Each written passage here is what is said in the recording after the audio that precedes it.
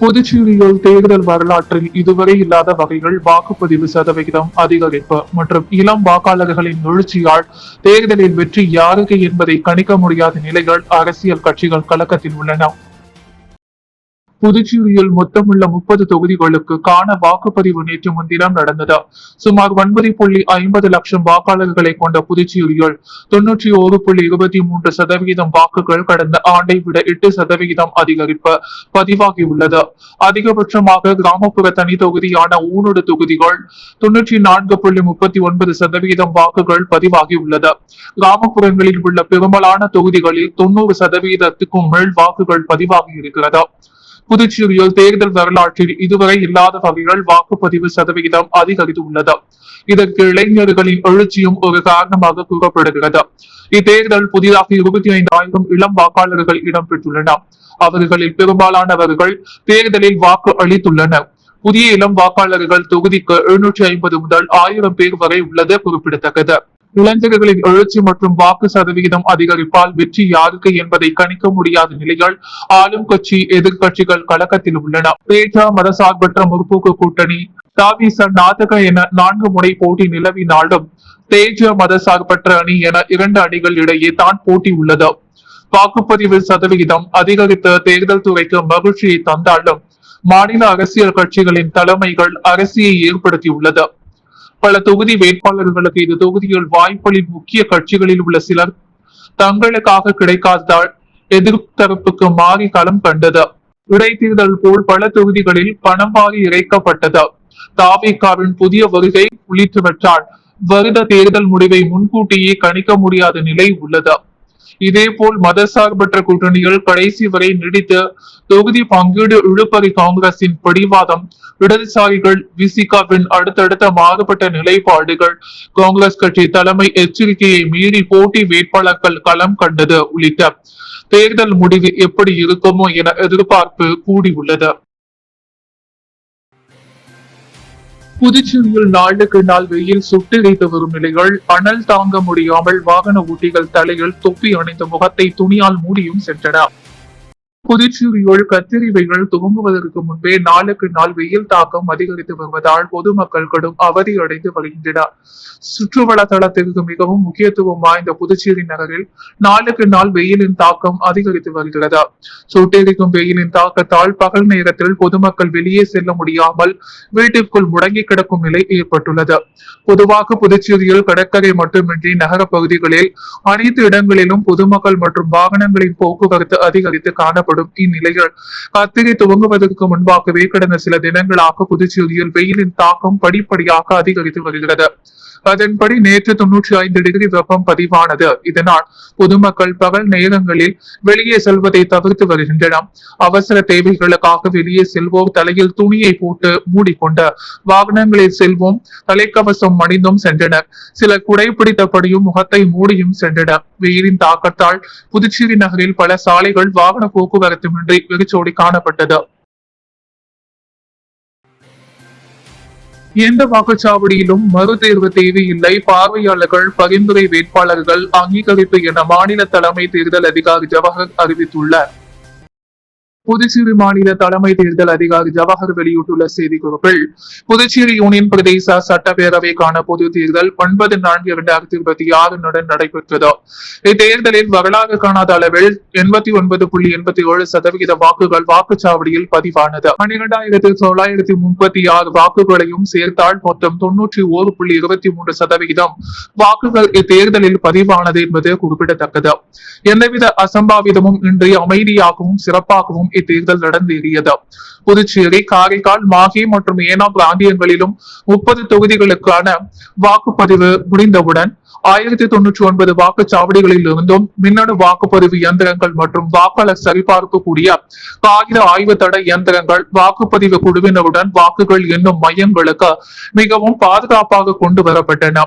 புதுச்சேரியில் பெண்கள் பொறியியல் கல்லூரி, மோதிலால் நேரு அரசு பாலிடெக்னிக், தாகவ் கலை மற்றும் அறிவியல் கல்லூரி ஆகிய இடங்களிலும், காரைக்காலில் அறிஞர் அண்ணா கலை மற்றும் அறிவியல் கல்லூரியிலும், மாஹேவில் ஜவஹர்லால் நேரு அரசு உயர்நிலைப் பள்ளியிலும், ஏனாமில் டாக்டர் SRK அரசு கலை கல்லூரியிலும் வாக்குகள் எண்ணும் மையங்கள் அமைக்கப்பட்டுள்ளன. அந்தந்த வாக்குகள் எண்ணும் மையங்களின் வரவேற்பு மையங்களில் மின்னணு வாக்குப்பதிவு இயந்திரங்களும், வாக்காளர்கள் சரிபார்க்கக்கூடிய காகித ஆய்வு தட இயந்திரங்களும், மற்ற ஆவணங்களும் சரிபார்க்கப்பட்டு பெறப்பட்டன. மின்னணு வாக்குப்பதிவு இயந்திரங்களும், வாக்காளர் சரிபார்க்கக்கூடிய காகித ஆய்வு தட இயந்திரங்களும், வேட்பாளர்கள் அல்லது வேட்பாளர்களின் முகவர்கள், தேர்தல் நடத்தும் அதிகாரிகள் மற்றும் தேர்தல் பார்வையாளர்கள் முன்னிலையில் நேற்று அதிகாலை 2:30 மணிக்குள் பாதுகாப்பு அறைகளுக்குள் வைக்கப்பட்டு பூட்டி முத்திரையிடப்பட்டுள்ளது. பாதுகாப்பு அறைகள் சிசிடிவி கண்காணிப்பு மற்றும் துப்பாக்கி ஏந்திய காவலர்களின் பாதுகாப்புடன் 3 அடுக்கு பாதுகாப்பில் வைக்கப்பட்டு 10/4/2026 நேற்று காலை 11 மணி அளவில் தேர்தல் நடத்தும் அதிகாரிகள் மற்றும் தேர்தல் பார்வையாளர்கள் முன்னிலைகள் வாக்காளர் பதிவேடு உள்ளிட்ட ஆவணங்கள் ஆய்வு செய்யப்பட்ட 2026 புதுச்சேரி சட்டப்பேரவைக்கான தேர்தல் இந்திய தேர்தல் ஆணையத்தின் வழிகாட்டுதல்களும் அறிவுறுத்தல்களுக்கும் இணங்க நடத்தப்பட்டது என்பது உறுதி செய்யப்பட்டது. தேர்தல் பார்வையாளர்கள் 1099 வாக்குச்சாவடிகளிலும் எந்த ஒரு வாக்குச்சாவடியிலும் மறு தேர்தல் நடத்த வேண்டிய தேவை இல்லை என்றும் பரிந்துரை செய்தனர். இந்த ஆய்வின் போது கலந்து கொண்ட வேட்பாளர்கள் அல்லது வேட்பாளர்களின் முகவர்கள் இதனை ஆமோதித்தனர். ஆய்வறிக்கையை இந்திய தேர்தல் ஆணையத்திற்கு அனுப்பி வைக்கப்பட்டு வரும் 4/5/2026 அன்று வாக்குகள் எண்ண அனுமதி கோரப்பட்டுள்ளது. இவ்வாறு அவர் கூறியுள்ளார். புதுச்சேரி பல்கலைக்கழகம் மற்றும் தைவானின் மிக்சி தொழில்நுட்ப பல்கலைக்கழகம் இடையே புரிந்துணர்வு ஒப்பந்தம் துணைவேந்தர் பிரகாஷ் பாபு முன்னிலையில் கையெழுத்தானது. பசுமை ஆற்றல், நானோ தொழில்நுட்பம் மற்றும் வேதியியல் பயிலும் மாணவர்களுக்கு பயனளிக்கும் வகையில் புதுச்சேரி பல்கலைக்கழகம் மற்றும் தைவானின் மிங்சி தொழில்நுட்ப பல்கலைக்கழகம் இடையே புரிந்துணர்வு ஒப்பந்தம் கையெழுத்தானது. இந்த புரிந்துணர்வு ஒப்பந்தத்தில் இரு நிறுவனங்களின் அங்கீகரிக்கப்பட்ட பிரதிநிதிகள் கையொப்பமிட்டனர். மேலும் தைவானின் தொழில்நுட்ப பல்கலைக்கழகத்திலிருந்து வந்த நுண்ணறிவு மருத்துவர் சாதனைகளுக்கான ஆராய்ச்சி மையத்தின் தொழில்நுட்ப ஆராய்ச்சி மற்றும் மேம்பாட்டு குழுவின் துணை இயக்குனர் சென், தொழில்நுட்ப ஆராய்ச்சி மற்றும் மேம்பாட்டு பிரிவின் தலைவர் மணி கோவிந்த் சாமி ஆகியோர் அடங்கிய 2 பேர் கொண்ட குழு வினரால் துணைவேந்தர் பிரகாஷ் பாபுவிடம் இந்த புரிந்துணர்வு ஒப்பந்தம் ஒப்படைக்கப்பட்டது. இந்த நிகழ்ச்சியை மதன்ஜீத் பசுமை ஆற்றல் தொழில்நுட்ப பள்ளியின் பசுமை ஆற்றல் தொழில்நுட்ப துறையை சேர்ந்த பேராசிரியர் ஏழுமலை ஒருங்கிணைத்தார். தைவான் தொழில்நுட்ப பல்கலைக்கழகம் தனது அனுபவ கல்வி திட்டம் மற்றும் தைவான் சர்வதேச பயிற்சி திட்டம் ஆகியவற்றின் மூலம் ஒவ்வொரு ஆண்டும் புதுச்சேரி பல்கலைக்கழக மாணவர்களுக்கு குறிப்பிட்ட எண்ணிக்கையிலான உலக பயிற்சிகளை வழங்க ஒப்புக்கொண்டுள்ளது.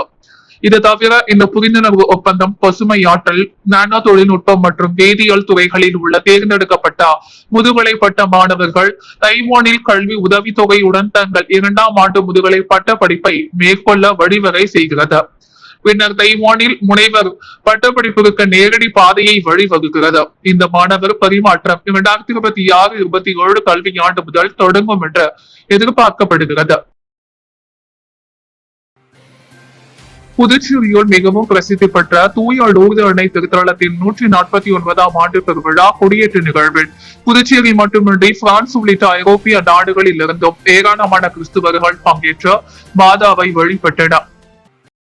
புதுச்சேரி விளையூரில் அமைந்துள்ள மிகவும் பிரசித்தி பெற்ற தூய லூர்து அன்னை திருத்தலம் வரலாற்று சிறப்பு மிக்கதாகும். பிரான்ஸ் நாட்டின் லூர்து நகருக்கு அடுத்த உலகிலேயே லூர்து மாதாவிற்கென கட்டப்பட்ட 2வது ஆலயம் விளையனூர் மாதா ஆலயமாகும். மேலும் தமிழர் பண்பாட்டின்படி ஆலயத்திற்கு முன்குளம் அமைந்திருப்பது இதன் தனி சிறப்பாகும். இந்த ஆலயத்தில் ஒவ்வொரு ஆண்டும் ஈஸ்டர் பண்டிகை முடிவடைந்த வாரத்தில் சனிக்கிழமை அன்று ஆண்டு விழா கொடியேற்றத்துடன் தொடங்குவது வழக்கம். அதன்படி லூர்து அன்னை திருத்தலத்தின் 149ஆம் ஆண்டு பெருவிழா இன்று கொடியேற்றத்துடன் தொடங்கியது. இதையொட்டி காலை 5:30 மணிக்கு ஆலயத்தில் நடைபெற்ற கூட்டு திருப்பலிக்கு பின்னர் மாதா உருவம் தாங்கிய திருக்கொடி பக்தர்கள் புடைசூழ மாதா திருக்குளத்தை சுற்றி பவனியாக கொண்டு செல்லப்பட்டது. அதன் பின்னர் திருத்தல முற்றத்தில் உள்ள கொடிமரத்தில் தஞ்சாவூர் மறை மாவட்ட ஆயர் சகாயராஜ் திருக்கோடியேற்றி திருவிழாவை துவக்கி வைத்தார். இந்த விழாவில் புதுச்சேரி மட்டுமின்றி தமிழகத்தின் பல்வேறு மாவட்டங்களில் இருந்தும் பிரான்ஸ் உள்ளிட்ட ஐரோப்பிய நாடுகளில் இருந்தும் ஏராளமான கிறிஸ்துவர்கள் பங்கேற்ற மாதாவை வழிபட்டனர். இதனைத் தொடர்ந்து ஏப்ரல் 18ஆம் தேதி வரை திருவிழா நாட்களில் தினமும் காலை மற்றும் மாலையில் திருப்பலிகள் தேர்பவனி நடைபெறுகிறது. ஏப்ரல் 19ஆம் தேதி திருத்தலத்தின் 149வது ஆண்டு பெருவிழாவை முன்னிட்டு திருப்பலி, அதனைத் தொடர்ந்து இரவு 7:30 மணிக்கு மாதாவுக்கு வைர கிரீடம் சூட்டப்பட்டு பெருவிழா ஆடம்பர தேர்பவனி நடைபெறவிருக்கிறது. தமிழகத்தில் பனை விவசாயி மீது துப்பாக்கி சூடு நடத்திய காவல் ஆய்வாளர் மீது நடவடிக்கை எடுக்க வேண்டும் என வலியுறுத்தி புதுச்சேரி நாம் தமிழக கட்சியினர் கண்டன ஆர்ப்பாட்டத்தில் ஈடுபட்டனர்.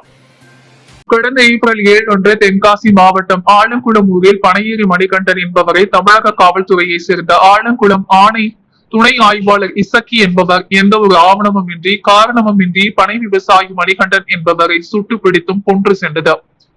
தேர்தல் நடைபெற்றுக் கொண்டிருக்கும் நேரத்தில் பொதுமக்களை அச்சுறுத்துவது போல் பெரும் பரபரப்பை ஏற்படுத்தியுள்ளது. இதை சாதி வன்மத்தோடு திட்டமிட்டு செய்த அந்த காவல்துறை அதிகாரியை நிரந்தர பணி நீக்கம் செய்ய வேண்டும் என்பதை வலியுறுத்தி புதுச்சேரி மாநில நாம் தமிழக கட்சி முதலியார்பேட்டை சட்டமன்ற தொகுதிகள் மரப்பாலம் மூப்பனார் சிலை அருகே கண்டன ஆர்ப்பாட்டம் நடைபெற்றது. இதில் பாதிக்கப்பட்ட மணிகண்டனுக்கு அவருடைய குடும்பத்தாருக்கும் உடனடியாக நீதி வழங்க வேண்டும் என்ற கோரிக்கைகளை முன்வைத்தும் காவல்துறை அதிகாரியை கண்டித்தும் பிற்போக்குத்தனமான தமிழக அரசை கண்டித்தும் கண்டன முழக்கங்கள் எழுப்பப்பட்டன. இந்நிகழ்ச்சியில் புதுச்சேரி மாநில நாம் தமிழக கட்சியினர் பெருந்தவளாக பங்கேற்று கண்டன முழக்கங்களை எழுப்பி தங்களுடைய கருத்தினை பதிவு செய்தனர். புதுச்சேரி மாநிலம் நாம் தமிழக கட்சி தலைவர் ஞானப்பிரகாசம் தலைமையில் தமிழ் தேசிய பேரியக்க வேலுச்சாமி ஆகியோர் சிறப்பு அழைப்பாளராக பங்கேற்க முதலியார்பேட்டை சட்டமன்ற தொகுதி நாம் தமிழக கட்சியின் வேட்பாளர் வேலவன் ஒருங்கிணைப்பில் முன்னெடுத்தார். முதலியார்பேட்டை தொகுதி உறுப்பினர்கள் டோம்னிக் சாவியோ, ராமச்சந்திரன், சித்தானந்தம், சரவணன், ஆதிநாராயணன், அருள்தாஸ், மேலும் லாசிப்பேட்டை வேட்பாளர் ஜெய் சித்ரா, கட்சி பொறுப்பாளர்கள் திவாகர், கார்த்திகேயன், ஆறுமுகம், ராஜகுமார், சங்கர், ரவீந்திரன், வினித், ஆனந்த், பாஸ்கர், ஜெயசூர்யா, அஜந்தன், வேலு, கமலி, பால், துரை, சுரேஷ், ஸ்ரீதர், பரமா உள்ளிட்ட பலர் கலந்து கொண்டு கோஷங்களை எழுப்பினர். புதுச்சேரி அடுத்த ஆரோவில் ஆதிசக்தி கலாச்சார மையத்தில் வரும் ஏப்ரல் 12ஆம் தேதி முதல் 20ஆம் தேதி வரை கலாச்சார கலை விழா நடைபெற உள்ளது. புதுச்சேரி ஆரோவில் ஆதிசக்தி கலாச்சார மையத்தில் வரும் ஏப்ரல் 12ஆம் தேதி முதல் 20ஆம் தேதி வரை நாடகம், இசை நிகழ்வு அடங்கிய கலை விழா நடக்கிறது. ஆரோவில் ஆதிசக்தி கலாச்சார மையத்தை நிறுவிய வீணா பவானி நினைவாக ஆண்டுதோறும் கலை விழா நடக்கிறது. இந்த ஆண்டு தொடங்க உள்ள கலாச்சார மைய போஸ்டரை ஆதிசக்தியின் கலை இயக்குனர் வினய்குமார் மற்றும் கலைஞர்கள், பயிற்சி கலைஞர்கள் வெளியிட்டனர். இது குறித்து ஆதிசக்தியின் கலை இயக்குனர் வினய்குமார் செய்தியாளர்களிடம் கூறுகைகள், வீணா பவானி பிறந்தநாளையொட்டி அவரது நினைவாக நாடகம், இசை, கலை நிகழ்வுகள் 9 நாட்களுக்கு நடக்கிறது. வரும் 12ஆம் தேதி இரவு 7:30 மணிக்கு விழா தொடங்குகிறது. முதல் நாளில் சோமிக் தாத்தா கலைஞரின் மனோரேகோ இசை நிகழ்வு நடைபெறுகிறது. தொடர்ந்து 13ஆம் தேதி இரவு 7:30 மணிக்கு sage for the edges album வெளியிட்டாரின் ஆர் எவல்யூஷன் என்ற இசை நிகழ்வும் 14ஆம் தேதி இரவு 7:30 மணிக்கு பிரீத்தி அத்ரேயா எழுதிய ரப்பர் கியர் என்ற நடன அரங்கேற்றம் நடைபெற உள்ளது. 15ஆம் தேதி இரவு 7:30 மணிக்கு ஜங்கமா கலெக்டிவ் குழுவினரின் கொடிகளில் இருந்த பாப் மார்லி என்ற நாடகமும் 16ஆம் தேதி இரவு 7:30 மணிக்கு டேனியல் ஓவன் டிசோசா புரொடக்ஷன் குழுவினரின் தி குயின் என்ற நாடக நிகழ்வு நடக்கும். 17ஆம் தேதி இரவு 7:30 மணிக்கு ஆதிசக்தி நடிப்பு பட்டறையின் ஏ women are not to be என்ற நாடகமும், 18ஆம் தேதி இரவு பர்னாபேத்தே குழுவினரின் உண்மையை போன்று ஒன்ற என்ற நாடகமும், 19ஆம் தேதி இரவு ஜி வேணு நடனகைராளி குழுவினரின் சுத்திரகரின் முருகச்சடிதம் என்ற நாடகமும், இறுதி நாளான 20ஆம் தேதி தேதி வாசு தீட்சித் குழுவினரின் மின்னணு நாடப்புற இசை நிகழ்வு நடைபெற உள்ளது. இந்நிகழ்வுகள் அனைத்தும் இலவசமாக பார்க்கலாம் என்று தெரிவித்தார். அன்றாட செய்திகளை உடனுக்குடன் தெரிந்து கொள்ள பாண்டி ஹெட்லைன்ஸ் சேனலுக்கு சப்ஸ்கிரைப் செய்து கொள்ளுங்கள்.